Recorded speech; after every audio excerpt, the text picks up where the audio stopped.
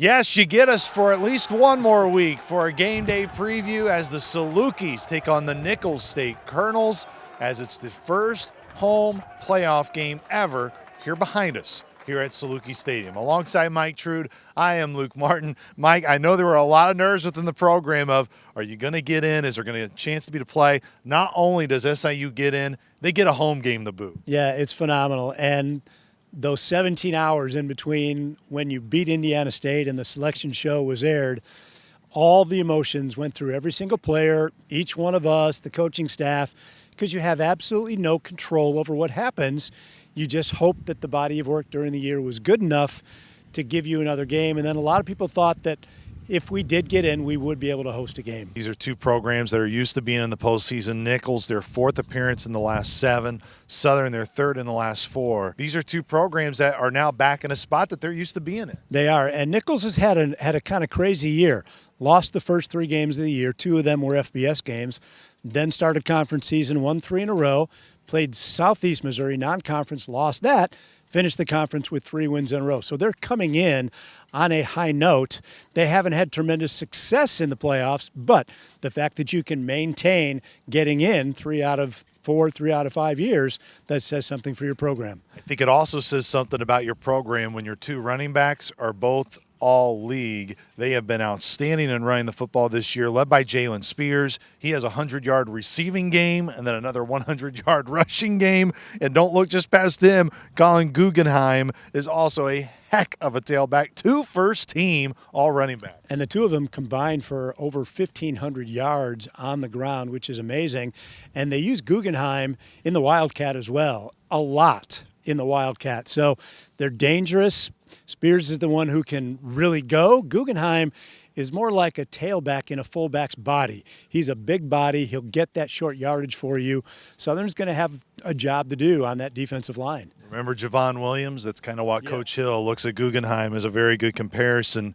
When you think of also their running a game is what they like to do, but their passing attack, when they do throw it, David Robinson Jr., he's a really good top weapon for the Colonels. Yeah, Robinson has 4 touchdowns on the year, 456 total yards, has a long of 78, but don't turn your back on Nino LeMay. 44 catches on the year. That's better than, or if that's over 4 a game. He's got 3 touchdowns. So those are his 2 favorite receivers. But then Pat McQuaid, the quarterback, will throw to a couple tight ends. They've almost split their receptions down the middle this year.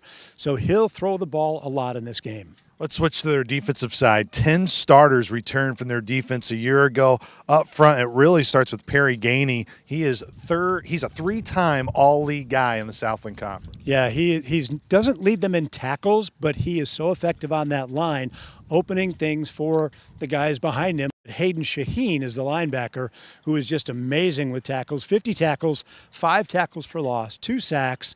But another guy on the defensive line that impressed me was Joe Mason.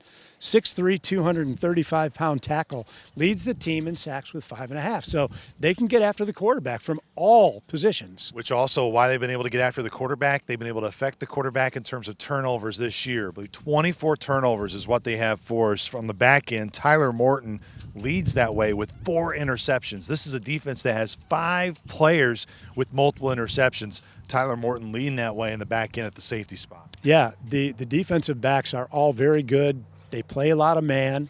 They'll mix up some zone, but they like to play man. They like that press coverage, so they're daring the quarterback to take that shot. And we know that Nick Baker likes to take a shot when he sees man-to-man coverage. So that will be a really interesting matchup. We talked about it, Mike. These are 2 programs that are used to being in the postseason. Nicholls, their 4th appearance in the last 7. Southern, their 3rd in the last 4.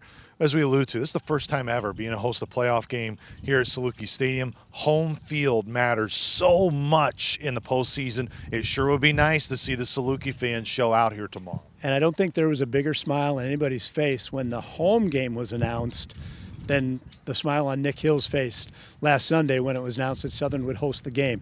He's been wanting this since he's been the head coach here. He played in a home playoff game at McAndrew Stadium.